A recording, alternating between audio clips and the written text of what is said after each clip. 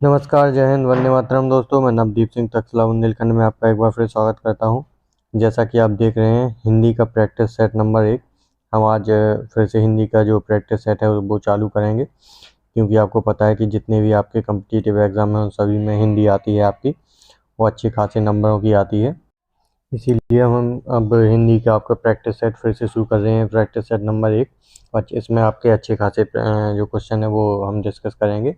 ये आपके लिए यूपी पुलिस हो गया, आपका सुपर टेट हो गया, एसएससी जीडी के एग्ज़ाम हो गए, यूपीएसआई का हो गया, आपका यूपी लेखपाल हो गया। इन सभी में आपका जो हिंदी है वो काफ़ी अच्छे नंबरों की आती है।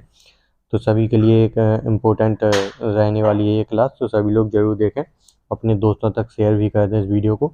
और जो भी लोग हमारे चैनल पर पहली बार आए हों वो लोग चैनल को सब्सक्राइब जरूर कर दें और बेल आइकन को भी प्रेस कर दें और इस वीडियो को शेयर भी कर दें। तो चलिए देखते हैं, क्वेश्चन नंबर 1 से शुरू करेंगे और आपको थोड़ी बहुत समझाते हुए जाएंगे और आपको ज़्यादा फोकस इसमें करेंगे कि हम क्वेश्चन ज़्यादा कर सकें, सीधे उसके टिक करेंगे। इसमें इसमें ज़्यादा वोकेबलरी है, आपका पर्यायवाची शब्द ये सब मिला के। चलिए शुरू करते हैं।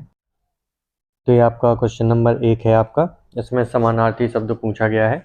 आपका क्वेश्चन है, शांति का समानार्थी शब्द नहीं है। आपको सबसे ज़्यादा ध्यान देना है इन सभी क्वेश्चनों पर जिसमें आपका नहीं लिखा रहता है, क्योंकि ये जो क्वेश्चन है वो गलत होने के चांस आपके सबसे ज़्यादा होते हैं। तो आपको इसमें बताना है कि शांति का पर्यायवाची समानार्थी या फिर पर्यायवाची भी कह सकते हैं, समानार्थी एक समान जिसका हो। इसमें आपको अलग समझ में आ रहा होगा कि जो आपका आकाश है ये आपका शांति का पर्यायवाची शब्द, समानार्थी शब्द नहीं है।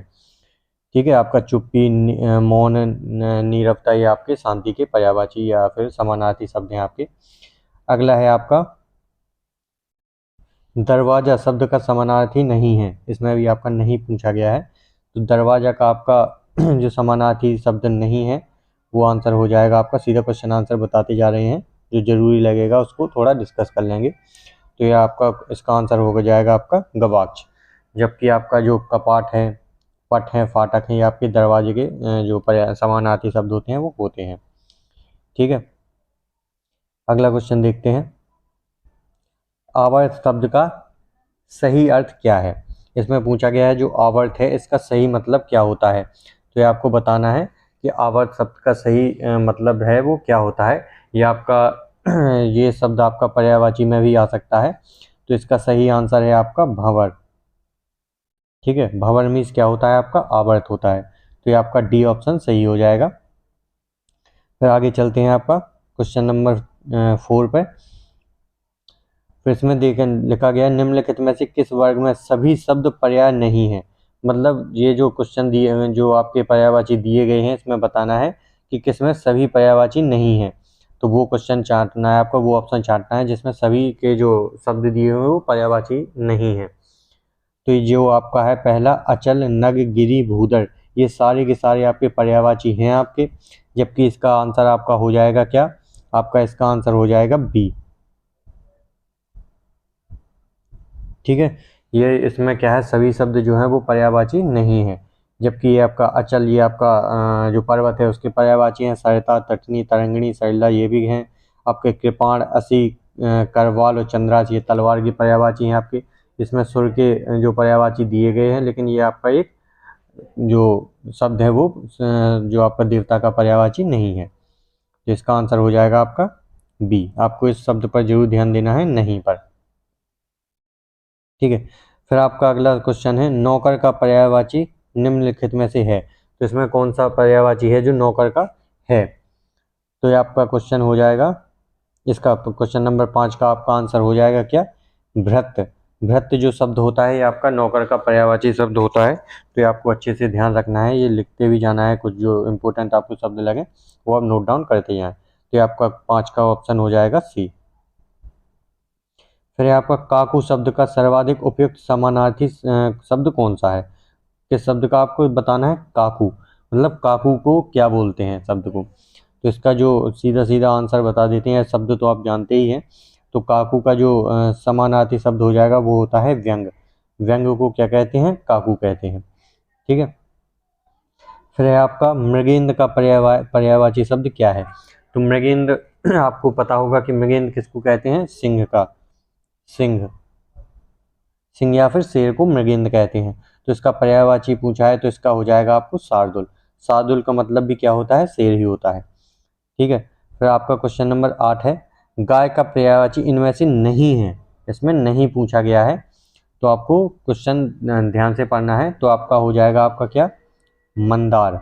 जबकि आपका जो धेनु, गौ, सुरभि ये सभी गाय के पर्यायवाची शब्द हैं। ठीक है, आगे चलते हैं क्वेश्चन नंबर 9 की तरफ। निम्नलिखित में से किसी एक विकल्प में सभी पर्यायवाची नहीं है। तो इसमें भी एक ऐसा विकल्प होगा जिनके सभी ऑप्शन में पर्यायवाची शब्द नहीं होंगे, तो वो कौन सा हो जाएगा आपका, सीधा आंसर बताते हैं, वो ऑप्शन हो जाएगा आपका ऑप्शन नंबर ए, जिसमें अलग आप देख रहे होंगे कि दिवाली एक अलग शब्द है, प्रदीप, दीपक, दिया, ये आपके सही हैं जो पर्यायवाची हैं, जबकि दिवाली एक नहीं है, तो ये आपका ऑप्शन नंबर ए सही हो जाएगा। जबकि आगे आप देखेंगे अन्य, इतर, गैर, पराया ये सभी पर्यायवाची सही हैं। असी, खंजर, तेग या शमशीर ये तलवार के या खंजर के पर्यायवाची हैं। गृहिणी, दारा, पत्नी, भार्या ये आपके पत्नी के सारे पर्यायवाची शब्द हैं। ये बाकी के सब सही हैं, बस आपका जो क्वेश्चन जो ऑप्शन नंबर ए है ये आपका इसका सही हो जाएगा, जब क्योंकि इसमें दिवाली जो इसका पर्यायवाची शब्द नहीं है। आगे देखते हैं आपका क्वेश्चन नंबर 10। निम्नलिखित में से किसी एक विकल्प में सभी शब्द पर्यायवाची हैं। इसमें क्या दिया है, इसमें थोड़ा क्वेश्चन उल्टा कर दिया है। इसमें अभी हम वो पूछ रहे थे कि किसमें सभी पर्यायवाची नहीं है, इसमें आप पूछ रहे हैं कि सभी पर्यायवाची हैं। तो ये आपको क्वेश्चन बताना है, तो इसका सीधा आंसर हो जाएगा आपका क्या, ऑप्शन नंबर सी। इसके जो शब्द हैं वो सारे पर्यायवाची हैं आपके। तो आपको पता होगा जलाशय, सरोवर, पुष्कर, तड़ाग ये सारे आपके तालाब के या जलाशय के पर्यायवाची होते हैं, जबकि और बाकी के ऑप्शन में सारे पर्यायवाची शब्द नहीं हैं। तो अब क्वेश्चन नंबर 11 की तरफ चलते हैं। इसमें दिया गया है, बहुत बार पूछा गया ये क्वेश्चन है, बार बार पूछा जाता है, रेखा के शब्द शुद्ध छांटिए। इसमें बताया गया है उज्ज्वल। उज्ज्वल का आपको शुद्ध रूप बताना है कि उज्ज्वल कैसे लिखा जाता है। तो वैसे तो ये ज़्यादातर पूछा गया है और सभी लोगों को ये आता भी है, फिर भी गलत कर लेते हैं। तो आपका ये क्वेश्चन 11 का आपका सी सही हो जाएगा। आपका में उज्ज्वल में दो जा होते हैं, वो भी दोनों आधे आधे होते हैं। ठीक है, ये ध्यान रखना है आपको। और इस वीडियो को सभी लोगों तक, अपने दोस्तों तक शेयर जरूर कर दें, क्योंकि यहाँ से बहुत सारे क्वेश्चन ऐसे हैं जो बनते हैं। तो आपको रेगुलर प्रैक्टिस करते रहना है, क्योंकि हिंदी ही आपकी है जो आपको समय भी बचाती है और आपको नंबर भी दिलाती है, क्योंकि आपके ज़्यादा सही होने के चांस हिंदी में ही रहते हैं। और गलत भी जो नहीं पढ़ेगा वो गलत भी कर देगा, ये छोटे छोटे ऐसी चीज़ें होती हैं इनमें। तो शेयर जरूर कर दें सभी लोगों तक। अब आपका क्वेश्चन नंबर 12 है। इसमें देखते हैं, जिस पर विजय पाना कठिन हो वो क्या कहते हैं। आपको अनेक शब्दों के लिए एक शब्द भी आपके क्वेश्चन में उसमें पूछे जाते हैं। तो ये आपका हो जाएगा 12 का क्या, इसको कहते हैं दुर्जेय। जिस पर विजय पाना कठिन हो उसको क्या कहते हैं, दुर्जेय। ठीक है, आपका है अब क्वेश्चन नंबर 13। निम्न में से कौन सा वाक्य शुद्ध है। तो आपको शुद्ध वाक्य छांटना है इसमें। तो राम और सीता वन में गए, बी है आपका राम और सीता वन गए। सी है राम और सीता वन को गए, राम और सीता वन की ओर गए। तो ये आपका इसका शुद्ध रूप हो जाएगा राम और सीता वन को गए। क्या हो जाएगा, राम और सीता वन को गए। आपका सी हो जाएगा इसका सही आंसर। ठीक है, फिर है आपका विशेषण का लिंग। विशेषण का लिंग कैसे पता चलता है, इसमें ये मुख्य रूप से पूछना चाहते हैं। तो ये का आंसर हो जाएगा आपका विशेष के अनुसार होता है। विशेषण का लिंग जो है वो विशेष के अनुसार होता है। ठीक है, इसका ये ध्यान रखें आप। क्वेश्चन नंबर आपका जो 15 है, इसमें आपकी अब रचना भी पूछी गई है, क्योंकि आपकी एक दो रचनाएं भी आई थी आपकी यूपी पुलिस के एग्जाम में आपके। तो इसमें है जयशंकर प्रसाद की नहीं है। ऐसी कौन सी रचना है जो आपकी जयशंकर प्रसाद जी की नहीं है। तो ये आपको ध्यान रखना है परख। परख आपकी जयशंकर प्रसाद जी की नहीं है, जबकि कंकाल, तितली, आकाशदीप ये तीनों ही इम्पोर्टेंट रचनाएं हैं, आप नोट डाउन कर सकते हैं। ये किसकी हैं, जयशंकर प्रसाद की हैं। कौन कौन, कंकाल, तितली और आकाशदीप। ठीक है, फिर आपका अगला क्वेश्चन है क्वेश्चन नंबर 16। ये आपकी वर्णमाला से लिया गया है। इसमें बताया है जो ज्ञा है वर्ण किन वर्णों के संयोग से बनता है, आपको ये बताना है। तो आपको मैंने जब आप क्लास देखेंगे मेरी वर्णमाला की, उसमें मैंने बताया था कि जो ज्ञा है ये आपकी दो वर्णों से मिलके बनता है, ये आपके जा और या। ये ए नहीं होगा इसका, इसका हो जाएगा बी। क्या हो जाएगा इसका?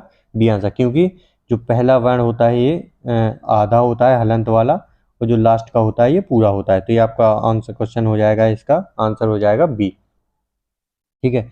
जैसे आपका और पूछा जाता है छा कैसे बनता है, तो का और सा से मिलके बनता है, तो इसमें भी का आपका कैसा होता है? हलंत वाला होता है। ठीक है। और आज आपको पूछा जाता है कि जो त्रा है, त्रा त्रिशूल, ये कैसे बनता है, तो ये ता प्लस रा से बनता है, और ता आपका आधा होता है, हलंत वाला होता है, ये आपको ध्यान रखना है। फिर आपका क्वेश्चन नंबर 17 है, इसमें लिखा है आपका दिए गए मुहावरे का अर्थ बताइए। इसमें आपका मुहावरा पूछा गया है, तो इसमें है जैसे बहे व्यार पीठ तब तैसी दीजिए। ये आपको पूछा गया है, जैसे बहे व्यार पीठ तब तैसी दीजिए। तो इसका सीधा सीधा आंसर बताते हैं। इसमें कह रहा है वो समय का रुख देखकर काम करना चाहिए, मतलब जैसी रहे व्यार पीठ तब तैसी दीजिए, जब जैसा समय हो हमें वैसा ही काम करना चाहिए। तो इसका आंसर हो जाएगा आपका ऑप्शन नंबर ए। सॉरी, आपका क्वेश्चन नंबर 18। अब इसमें पूछा गया है दिए गए मुहावरे का अर्थ बताइए। कपास ओटना, ये आप नोट डाउन कर सकते हैं, इंपॉर्टेंट है। कपास ओटना का मतलब होता है आपका व्यर्थ का कार्य करना, मतलब जो जिसकी जरूरत ना हो वो काम करना। व्यर्थ का कार्य करना मतलब कपास ओटना। ठीक है। आपका अगला है संज्ञा पद के परिचय में कौन सा सही है, ये आपको बताना है। क्या बताना है? संज्ञा पद के परिचय में क्या है? संज्ञा का भेद लिंग वचन पुरुष बताया जाता है। संज्ञा का कारक और व्यंग्यार्थ बताया जाता है। क्रिया अन्य पदों के से संबंध बताया जाता है। उपयुक्त में से सभी कार्य किए जाते हैं। तो ये आपका क्वेश्चन नंबर 19 का है, ये आपका डी आंसर सही हो जाता है। ये सारे कार्य संज्ञा पद में किए जाते हैं। ठीक है, ये आपको ध्यान रखना है। फिर आपका क्वेश्चन नंबर जो है वो 20 है। इसमें है दिए गए मुहावरे का अर्थ बताइए। आपको में अर्थ पूछा गया है। अर्थ है ढाक के 3 पात होना। ढाक एक आपका पेड़ भी होता है, पेड़ होता है, उसी के लेकर है, उसके 3 पत्ते होते हैं। तो इसका मुहावरे का अर्थ बताना है। ढाक के 3 पात होना मतलब इसका मुहावरे का अर्थ का आंसर जो सही है वो है सदा एक सा होना। मतलब ढाक के 3 पात होना मतलब है सदा एक सा होना। ये जो मुहावरे है वो गांव में ज़्यादातर बोले जाते हैं। ढाक के 3 पात है, सदा रहता है, ये मतलब सदा एक सा रहता है। तो ये आपके जो 20 क्वेश्चन थे वो कंप्लीट हो चुके हैं, और ऐसे हम डेली प्रैक्टिस करते रहेंगे 20-20 करके क्वेश्चन जो आपके इंपॉर्टेंट होंगे। तो आप ज़रूर वीडियो को देखें और सभी लोगों तक शेयर जरूर करें, क्योंकि ये आपके इंपॉर्टेंट क्वेश्चन है। वीडियो को इसको लाइक ज़रूर कर दें और सभी लोगों तक शेयर भी करें। तो चलिए मिलते हैं कल इसी समय पर। जय हिंद दोस्तों।